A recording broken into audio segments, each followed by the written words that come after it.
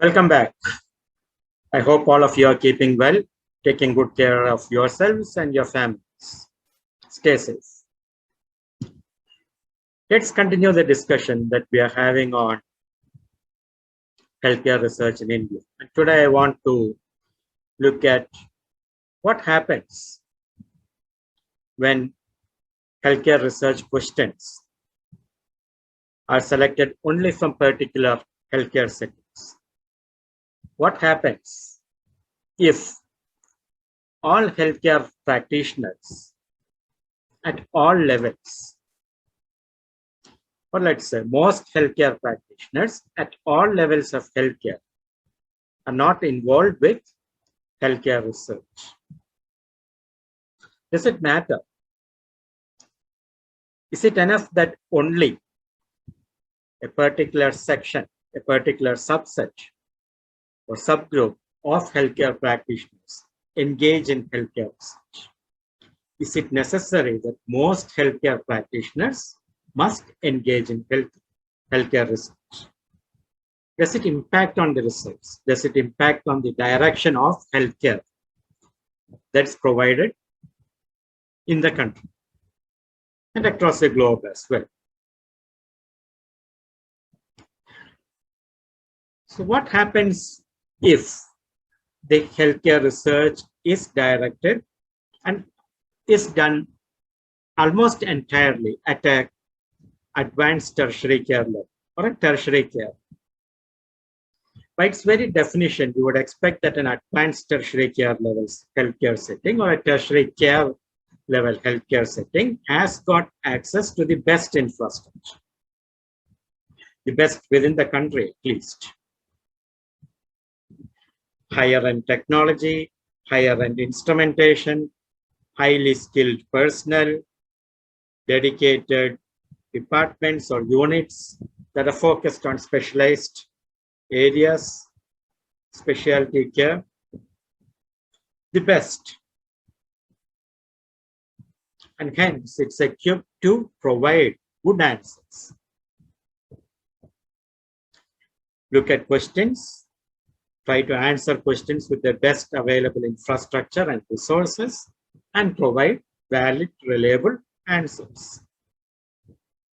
So intuitively, we can presume that it's a good thing when research happens in the tertiary care level settings or the advanced tertiary care level settings. Now the problem that comes, is there a problem? Well, the problem that comes is that can these results be translated or generalized or be applied onto the vast majority of the population in the country? Now, the vast majority of the population in the country may not access or may not have access or may not be able to afford healthcare from an advanced tertiary care setting or a tertiary care setting. So when we get the results of research, of studies into various healthcare problems from the advanced tertiary care settings, can these results be applied to the vast majority of the population? We also then need to consider the people who access advanced tertiary care settings. They might be the more severe cases. They might be the ones who can afford such care.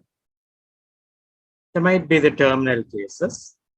And there can also be a smattering of mild to moderate cases who are from areas near to the advanced tertiary care setting.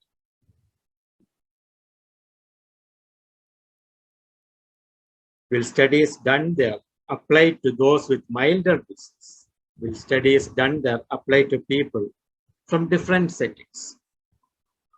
Can the processes and the procedures that are done as part of the research in an advanced tertiary care setting be done at a secondary care setting or even at a primary care setting? Processes in terms of diagnosis of the disease, processes in terms of interventions to reduce the effects of the disease.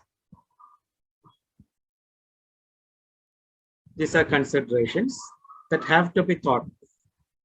when we look at results of studies that come from tertiary care settings, are they applicable? Can they be applied to a primary care population, secondary care population, people with milder forms of the disease?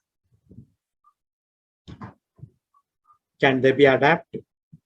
Is an adaptation available? Is an adaptation thought of?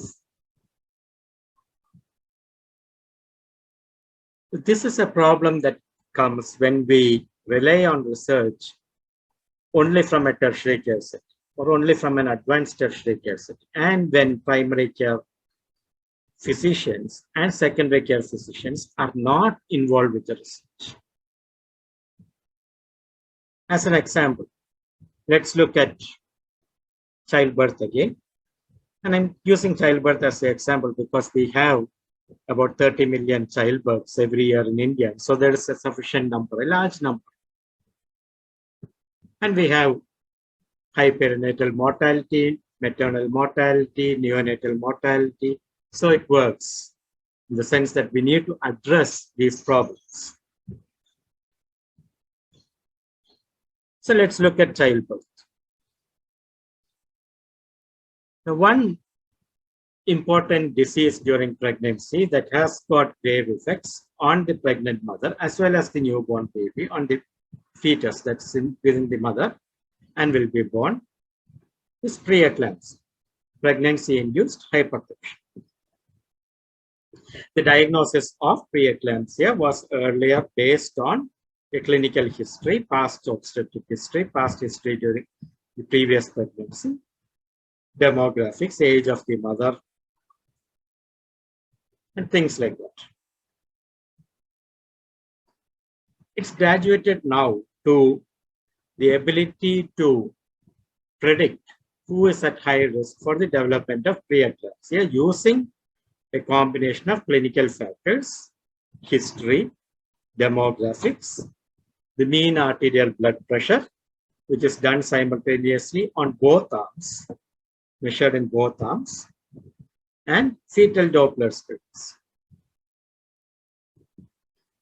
Now, when we were limiting ourselves only to clinical history, demographics, past obstetric history, clinical demographic risk factors, the predictive ability, the ability to predict who is at high risk was around 50%, 50, slightly less.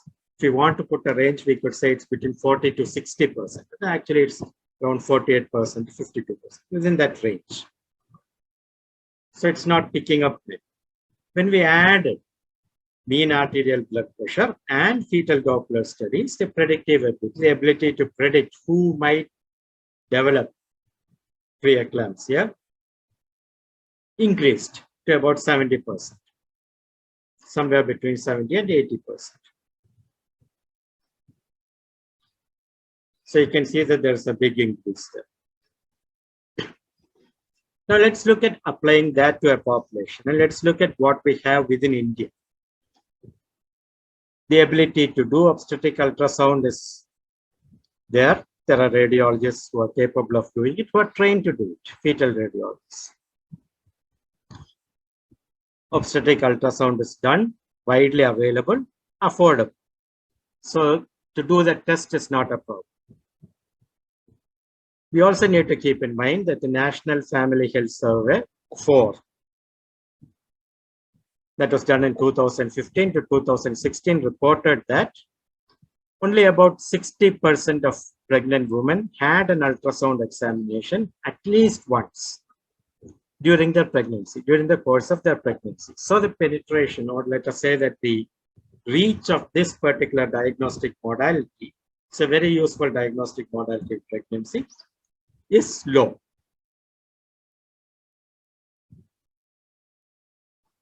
The results of this study of the research show that 70 to 80% of preterm preeclampsia can be diagnosed, can be predicted using the, if we add this test to the routine obstetric examination, antenatal examination. We see that there is availability, the test is affordable, it can be done easily. It's about 5 minutes to the addition to the routine examination. There are people who are trained to do it. There are people who are trained to interpret the images and who can then manage accordingly. So it can work. It can be applied at the secondary care level. It can be applied in a primary care population as well, as long as you have the ultrasound machine available. And the fetal Doppler studies are incorporated within the ultrasound machine. You don't need any additional investment for it. So that is possible. And if we do that, possibly we will be able to identify 70 to 80% of the women who are at high risk for developing preterm preeclampsia. And if we identify them early, we can start therapeutic interventions early, which is administering low dose aspirin, 150 milligrams, once at bedtime. Again, that's aspirin, low dose aspirin is available, affordable. It can be given. It's there. Almost every medical shop, you can get it.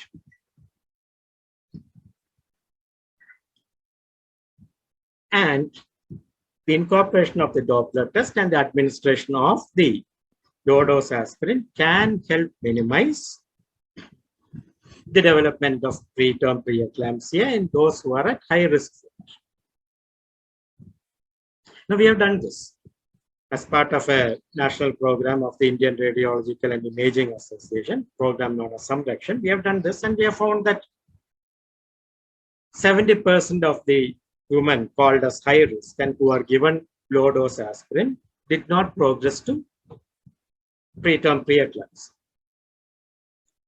And of those who are called as low risk by the fetal Doppler test and the mean arterial blood pressure, who are identified as low risk and were not given low dose aspirin, only less than 3% develop preterm preeclampsia. So you see that it's effective.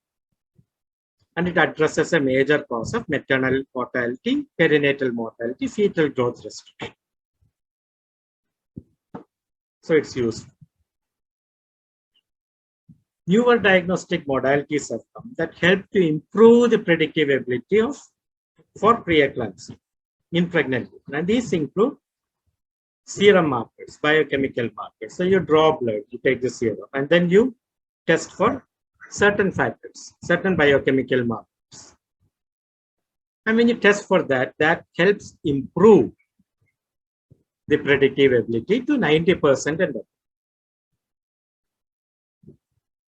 So we are looking at improving the predictive ability from 70 to 80%, somewhere within that, to 90% and above. We can then start low dose aspirin. There's been research on that in the global arena, and they have found that it is a very good test to do. The diagnostic effectiveness parameters are very good. This is done at the tertiary care level, at the advanced tertiary care level, specialized units. Now let's think of, can we then apply that at all levels in India or in developing countries? And there are two things that come up there. One is the ability to do these tests, the serum biochemical tests, available at all healthcare settings, in all cities, towns, villages of India. And the answer is no. So it is currently done. The blood can be taken out at all settings, but the test can be done only in specialized labs, which are available in some metros. And so the samples have to be stored, taken, stored appropriately, transported appropriately, and then depending on the backlog of samples that are available at these labs, you wait for the report to come. Which is a problem because, at least in India, in the current situation, a lot of people may not come for follow-up if there's a delay in getting the result of the test. It takes a week, more than a week, to get the results back. Sometimes even 3 weeks, depending on the back. It's a delay. It's a delay in starting low dose aspirin for that particular woman if they are identified as high risk. Fetal Doppler and the mean arterial blood pressure, the results are immediate. There is no delay. You can immediately start. So now we are dealing with a better diagnostic test, a better diagnostic modality, but which is not widely available, which is associated with the cost because it's not widely available. And therefore, there's an issue of availability, accessibility, affordability, and a time lag in getting the report. A time lag that can make a difference in the ability of the therapeutic intervention. In this case, low dose aspirin. The earlier you start, the effects are better. So the delay matters. So that is one aspect. Well, this next aspect is that, well, we could say that, well, why don't we then ramp up infrastructure to get this test up to speed across more centers? Just possible. Now, the thing that we need to consider as we think over ramping is the magnitude of the disease or the prevalence of the condition or incidence of the condition, in this case, preeclampsia, in the population. Now, where these serum biochemical markers were coming from, the Caucasian populations, the prevalence of preeclampsia was about 3%, less than that, among pregnant women. Whereas in India, the reported prevalence is about 8 to 10%. So the scale of ramping up is much higher. You have the difference in the absolute number of population, the absolute number of people, pregnant women. And you also have a big difference in the absolute number of high-risk women. So the ramping up is not just in a linear manner. The ramping up has to consider that there is a huge difference in the magnitude, in the prevalence or incidence of high-risk pregnant women, in the numbers of women who are actually pregnant, yes, and the ability to then set this up. So you're now looking at having to do a large number more tests on a large number more people. So scale up has to take this into account, and that then brings in the issue of investment in it, because the numbers are huge. Okay, and you need to set up these labs and the equipment and the people who can do the tests, whether it's automated or non-automated. You still need people within the lab to make sure that things are standardized, are going on appropriately.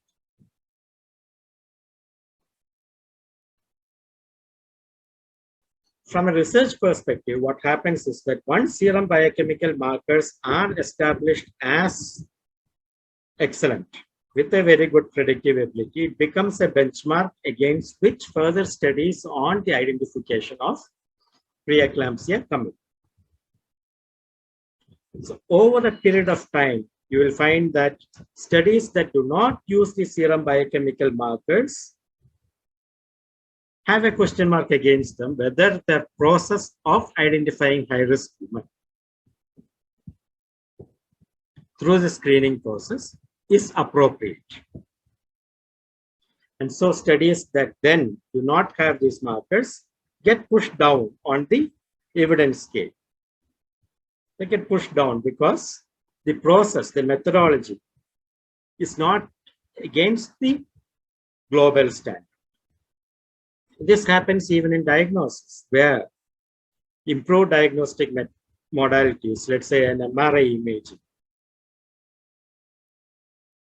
a higher end MRI imaging, magnetic resonance imaging, comes into a picture. And then now your diagnosis is based on those parameters.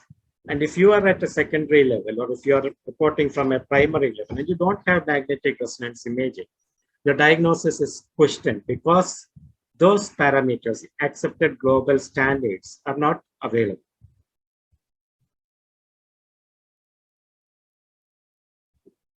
So what happens? What happens is that we then tend to see that research from the primary level and the secondary level studies from the primary level and the secondary level that are usually on the mild to moderate cases no longer come up into the picture. Studies that are published are looking at the higher end technology.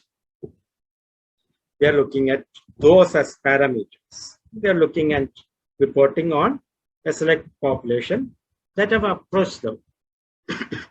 So we are straight away getting into a selection bias. And the interpretation of the results becomes problematic because it doesn't include the primary and the secondary.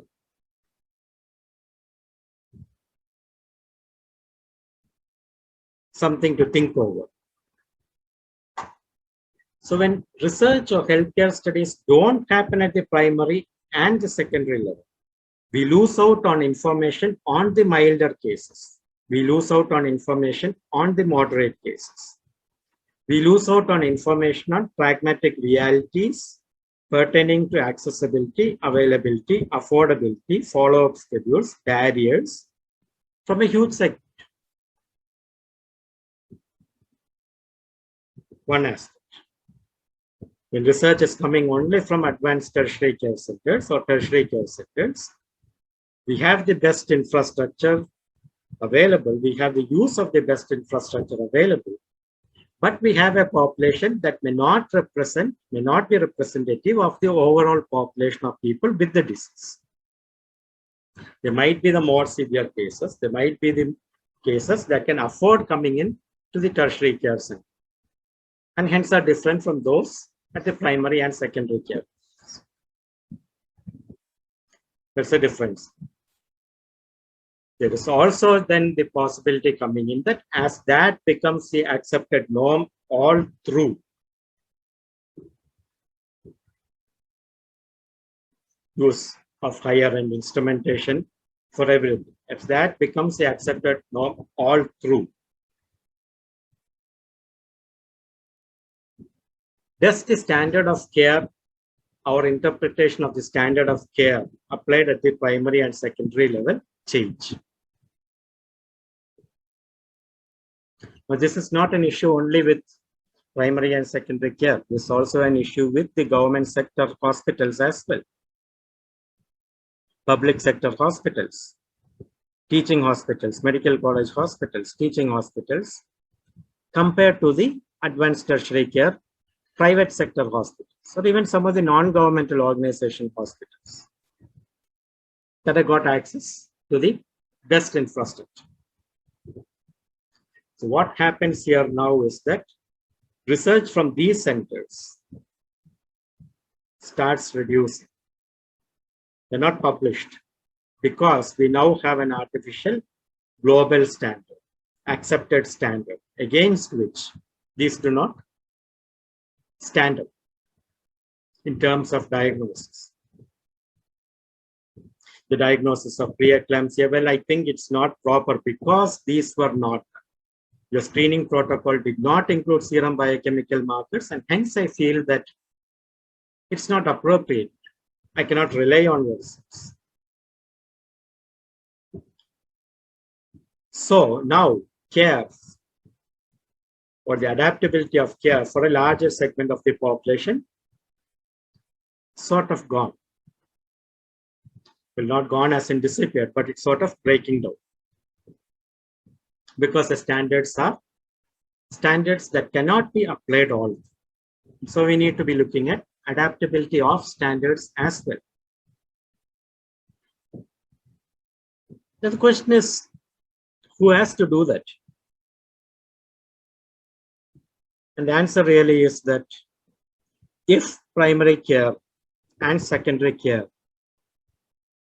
and even the public sector tertiary care, do not involve themselves with research, do not put out what they find, do not put out the modalities of examination, the modalities of diagnosis, the investigative modalities that are pragmatic within their settings for their populations,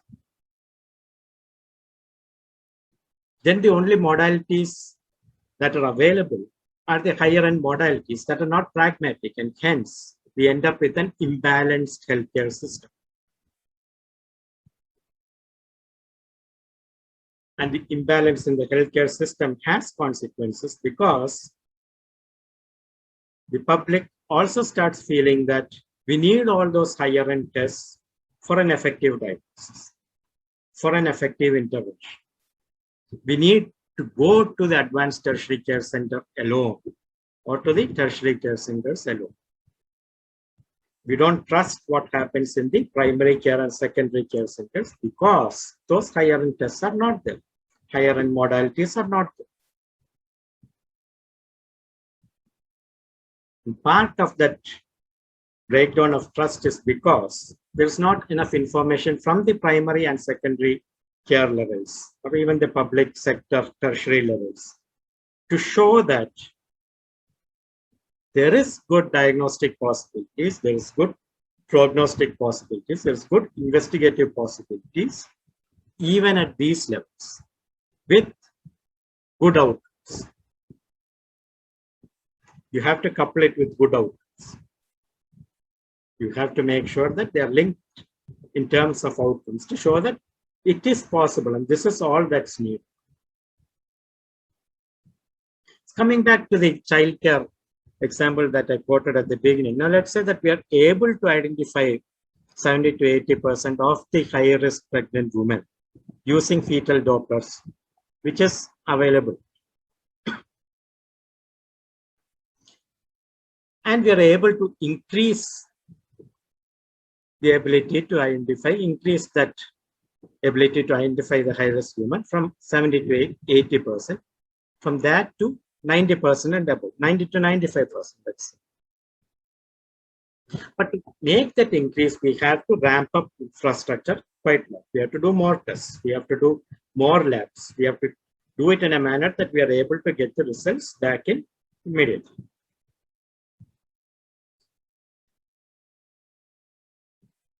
Where does the balance come? Now, the tests are useful. There's no second question about it. The tests are useful. If we can afford to do it, if it's available, it's useful. So should we ramp up so that those tests are available for everyone? Or should we say that, well, 60%, only 60% of the pregnant women are getting at least one ultrasound now? Can we increase that? No, because we don't need additional infrastructure there. Can we increase that now and get at least 80% of the pregnant women, high-risk pregnant women identified? Is that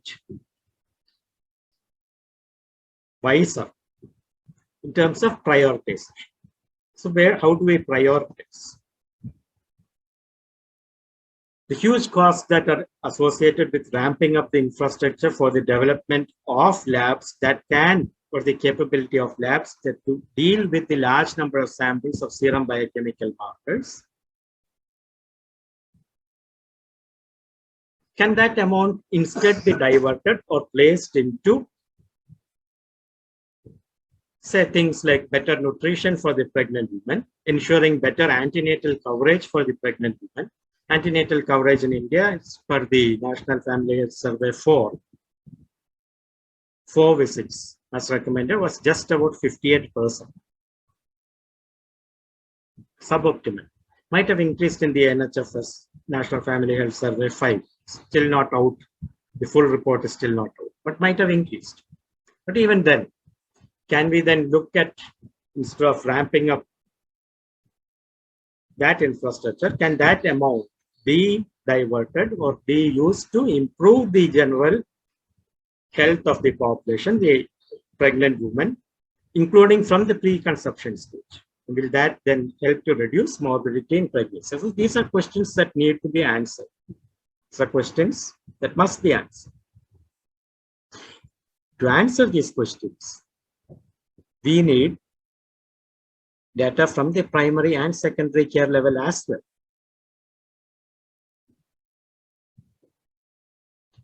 We need data from the primary and secondary care level as well, and from the public sector, tertiary care level as well.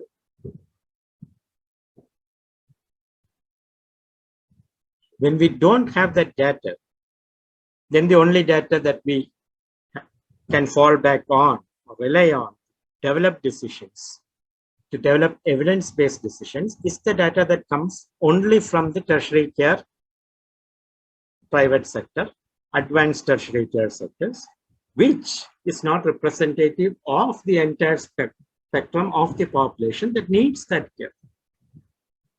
And hence, when we do that, we end up with an imbalance.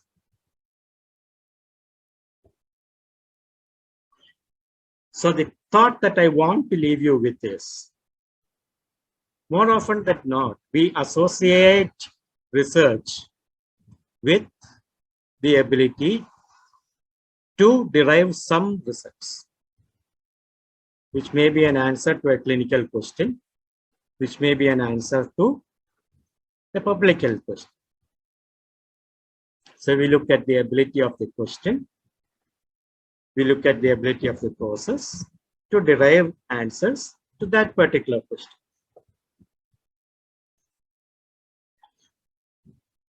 Is that sufficient? Research also has to consider the potential imbalance that it brings in the level and quality of care across all settings. It also has to look at the way the results might direct the delivery of healthcare in future, and whether those directions are proceeding in a balanced manner or not. Questions that I want you to think over. Feel free to pop in your comments. Think over this. Can a healthcare setting or a healthcare infrastructure that does not include or involve primary care and secondary care, public sector tertiary care, individual practitioners, into its let's say bed, can that really produce results that can be applied across all settings for the population, for the larger population? Does the absence of research from those settings then skew the delivery of care, create more imbalance, and the imbalance will ultimately lead to a larger lack of equitable distribution of healthcare across the population? So this is something I want you to think over. Stay safe, be happy, and we'll meet again next time. Thank you so much.